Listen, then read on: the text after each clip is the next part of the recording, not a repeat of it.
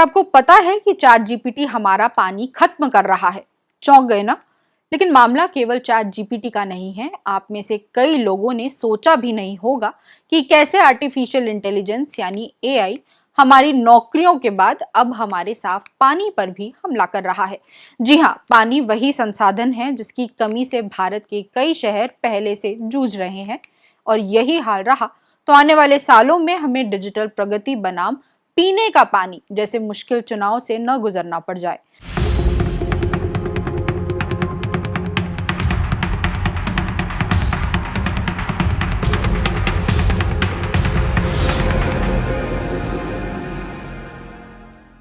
जरूरी बात में आपका स्वागत है। हम सब जानते हैं कि आर्टिफिशियल इंटेलिजेंस यानी एआई दुनिया को बदल रहा है। कभी कहा जाता है कि ये हमारी नौकरियों पर असर डालेगा, कभी कहा जाता है कि ये हमारी शिक्षा और स्वास्थ्य सेवाओं को बेहतर बना देगा। लेकिन हाल के दिनों में एक और चौंकाने वाली बात सामने आई है, और वह ये है कि एआई हमारी धरती के सबसे कीमती संसाधन पानी पर भी भारी बोझ डाल रहा है। सबसे पहले ये समझना जरूरी है कि एआई आखिर कैसे पानी का उपभोक्ता बन जाता है। एआई मॉडल जैसे कि चैट जीपीटी या फिर गूगल, माइक्रोसॉफ्ट और मेटा के दूसरे बड़े मॉडल, इन्हें चलाने के लिए विशाल कंप्यूटर सर्वर की जरूरत होती है। ये सर्वर साधारण कंप्यूटर नहीं होते, इनमें बेहद शक्तिशाली चिप्स होते हैं जिन्हें जीपीयू कहा जाता है, ग्राफिक्स प्रोसेसिंग यूनिट। यही जीपीयू जटिल गणनाएं करते हैं और इमेज और वीडियो को तेजी से प्रोसेस करते हैं, और अब वही एआई मॉडल को ट्रेन और रन करने में काम आते हैं। लेकिन इन जीपीयू और सर्वरों की एक बड़ी समस्या है, ये काम करते करते बहुत गर्म हो जाते हैं। आप अपने लैपटॉप या मोबाइल पर ही देख लीजिए, थोड़ी देर गेम खेलें तो डिवाइस गर्म होने लगता है। अब सोचिए, जब हजारों लाखों जीपीयू एक साथ चल रहे हों तो गर्मी कितनी बढ़ेगी। इस गर्मी को काबू करने के लिए जरूरत होती है कूलिंग सिस्टम की, और यही कूलिंग सिस्टम बड़ी मात्रा में पानी का इस्तेमाल करता है। कई बार ये पानी सीधे पाइपलाइन से आता है जो लगातार बहता रहता है ताकि सर्वरों का तापमान नियंत्रण में रहे। यही कारण है कि एआई अप्रत्यक्ष रूप से बहुत अधिक पानी पीता है। तो सवाल ये है कि आखिर कितना पानी खर्च होता है। अमेरिका की कैलिफोर्निया यूनिवर्सिटी, रिवरसाइड और टेक्सास यूनिवर्सिटी अर्लिंगटन ने 2023 में एक अहम अध्ययन किया था जिसका नाम था मेकिंग एआई लेस थर्स्टी, यानी एआई को कम प्यासा बनाना। इस अध्ययन में उन्होंने पाया कि ओपन एआई के GPT-3 मॉडल से सिर्फ 10 से 50 सवालों के जवाब देने में आधा लीटर यानी एक पूरी पानी की बोतल जितना पानी लगता है। इसका मतलब ये हुआ कि एक सवाल के जवाब पर औसतन 2 से 10 चम्मच पानी खर्च हो जाता है। यहाँ ध्यान देने वाली बात यह है कि शोधकर्ताओं ने सिर्फ सर्वर को ठंडा करने में लगने वाले पानी को नहीं, बल्कि उस बिजली को बनाने में लगने वाले पानी को भी गिना जो इन सर्वरों को चलाने के लिए चाहिए। बिजली चाहे कोयले से बने, गैस से या परमाणु ऊर्जा से, हर जगह टरबाइन को चलाने के लिए पानी से भाप बनानी पड़ती है। यानी एआई का पानी खर्च सीधा और अप्रत्यक्ष दोनों तरीकों से होता है।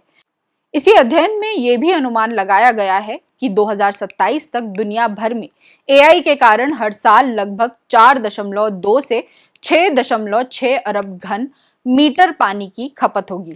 इसे समझने के लिए एक तुलना कीजिए।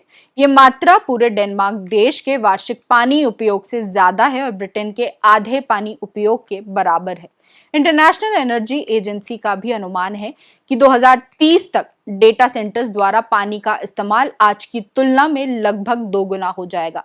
यानी जैसे जैसे एआई का विस्तार होगा उसकी प्यास भी उतनी ही बढ़ेगी। अब जरा भारत की स्थिति पर नजर डालें। भारत में पहले से ही पानी संकट एक बड़ी चुनौती है। नीति आयोग की 2019 की रिपोर्ट कहती है कि देश के 21 बड़े शहर, जिनमें दिल्ली, बेंगलुरु, चेन्नई और इंदौर शामिल हैं, अगले कुछ वर्षों में भूजल खत्म होने की कगार पर पहुंच सकते हैं।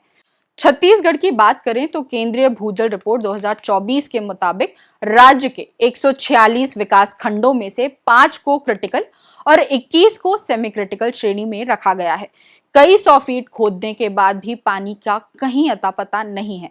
कई जिलों में फरवरी से ही पानी का संकट शुरू हो जाता है।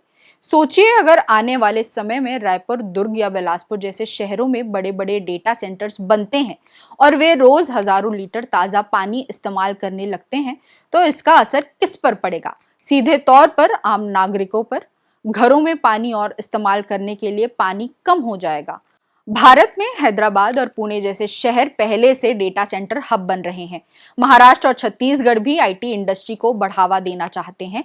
लेकिन सवाल यह है कि क्या इन जगहों पर पानी की खपत को ध्यान में रखकर योजना बनाई जा रही है, या फिर विकास की दौड़ में पानी जैसी बुनियादी जरूरत को नजरअंदाज किया जा रहा है? ये समस्या सिर्फ भारत की नहीं है, दुनिया के कई देशों में लोग पहले से इसका विरोध कर रहे हैं। चिली की राजधानी सेंटियागो में गूगल का एक डेटा सेंटर प्रस्तावित हुआ। वहां स्थानीय समुदाय ने कोर्ट का दरवाजा खटखटाया और कहा कि जलवायु परिवर्तन के समय में इतने बड़े स्तर पर ताजा पानी का इस्तेमाल ठीक नहीं। कोर्ट ने साइट डिजाइन में बदलाव कराने की सलाह दी। स्पेन में तो बकायदा एक पर्यावरण समूह बना है जिसका नाम है your cloud is drawing up my river, यानी तुम्हारा क्लाउड मेरी नदी सुखा रहा है। ब्रिटेन की पर्यावरण एजेंसियों ने भी चिंता जताई कि डेटा सेंटर्स अपने पानी उपयोग का ब्यौरा सार्वजनिक ही नहीं करते। अगर आंकड़े छुपे रहेंगे तो भविष्य की जल योजनाएं कैसे बनेंगी? भारत में अभी तक इस पैमाने पर विरोध सामने नहीं आया है, लेकिन ये जरूर हुआ है कि जब जब किसी औद्योगिक प्रोजेक्ट ने ज्यादा पानी इस्तेमाल किया तब तब स्थानीय समुदाय सड़कों पर उतरा है। अब सवाल है, इसका हल क्या है? क्या हमें एआई और डेटा सेंटर छोड़ देने चाहिए? नहीं, ऐसा संभव नहीं है। एआई हमारी जिंदगी का हिस्सा बन चुका है। जरूरत है संतुलन बनाने की। विशेषज्ञ कुछ उपाय सुझाते हैं। पहला उपाय है बेहतर कूलिंग टेक्नोलॉजी। परंपरागत एयर कंडीशनिंग की जगह लिक्विड कूलिंग या इमर्सन कूलिंग जैसी तकनीकें अपनाई जा सकती है, जिनसे पानी की खपत काफी घटती है। दूसरा उपाय है स्थान का चुनाव समझदारी से करना। डेटा सेंटर्स उन्हीं जगहों पर बने जहां प्राकृतिक ठंडक ज्यादा हो, जैसे उत्तरी यूरोप के देश। भारत में भी अगर इन्हें पहाड़ी और ठंडी जगहों पर स्थापित किया जाए तो पानी की जरूरत कम होगी। तीसरा उपाय है ताजा पानी के बजाय ग्रे वाटर या रिसाइकल्ड पानी का इस्तेमाल। घरेलू और औद्योगिक अपशिष्ट जल को ट्रीट कर डेटा सेंटर्स में इस्तेमाल किया जा सकता है। कुछ कंपनियां समुद्री पानी इस्तेमाल करने की कोशिश भी कर रही हैं। चौथा उपाय है छोटे और कुशल एआई मॉडल। हर जगह GPT-4 जैसे विशाल मॉडल की जरूरत नहीं है। शिक्षा या सरकारी सेवाओं के लिए छोटे छोटे मॉडल विकसित किए जा सकते हैं जो कम संसाधन खाएं। पांचवा उपाय है नवीकरणीय ऊर्जा। जब बिजली सौर या पवन ऊर्जा से बनेगी तो बिजली उत्पादन में पानी का उपयोग बहुत कम हो जाएगा। और सबसे अहम उपाय पारदर्शिता और नीति। सरकारों को चाहिए कि वे डेटा सेंटर बनाने से पहले कंपनियों से साफ साफ पानी और बिजली के आंकड़े मांगे। कंपनियों को हर साल रिपोर्ट करनी चाहिए कि उन्होंने कितना पानी लिया और कितना वापस लौटाया। गूगल, माइक्रोसॉफ्ट और अमेज़न जैसी कंपनियां 2030 तक वाटर पॉजिटिव बनने का लक्ष्य रखती हैं, यानी जितना पानी वे इस्तेमाल करेंगी उससे ज्यादा पानी वे रिचार्ज करने की कोशिश करेंगी। लेकिन ये वादा तभी मायने रखता है जब इसके आंकड़े खुले तौर पर साझा हों। रायपुर या नवा रायपुर जैसे शहरों के लिए कुछ विशेष सुझाव दिए जा सकते हैं। सबसे पहले तालाबों और झीलों को पुनर्जीवित करना होगा। ये शहर की असली पहचान भी है और पानी का प्रमुख स्रोत भी। दूसरा, पाइपलाइन की लीकेज रोकनी होगी। आज रायपुर में पानी आपूर्ति का बड़ा हिस्सा सिर्फ लीकेज में ही बर्बाद हो जाता है। अगर यही बचा लिया जाए तो बड़े डेटा सेंटर का दबाव भी कुछ हद तक झेल सकते हैं। तीसरा, ग्रे वाटर का इस्तेमाल, यानी घरों और फैक्ट्रियों से निकलने वाले गंदे पानी को साफ करके डेटा सेंटरों में देना। और चौथा, सबसे दिलचस्प उपाय, एआई से ही पानी बचाना। स्मार्ट वाटर मैनेजमेंट सिस्टम जो पाइपलाइन लीकेज का पता लगाए, सिंचाई को नियंत्रित करे और भविष्य के जल संकट की भविष्यवाणी करे। यानी वही एआई जो आज पानी खर्च कर रहा है, कल पानी बचाने का साधन भी बन सकता है। एआई अब हमारी जिंदगी का हिस्सा है। इसे नकारना संभव नहीं है, लेकिन हमें ये तय करना है कि इस प्रगति की कीमत हम सब अपनी नदियों, तालाबों और कुओं से तो नहीं चुका रहे। भविष्य में पानी ही सबसे बड़ा संघर्ष बन सकता है। इसलिए जरूरी है कि कंपनियां पारदर्शिता बरतें, सरकारें सख्त नियम बनाएं और हम सब मिलकर अपने जल स्रोतों की रक्षा करें। आखिरकार एआई हमें आगे ले जाएगा, लेकिन पानी हमें जिंदा रखेगा। और जिंदगी से बड़ी कोई चीज तो नहीं होती है। जरूरी बात में फिर होगी बात।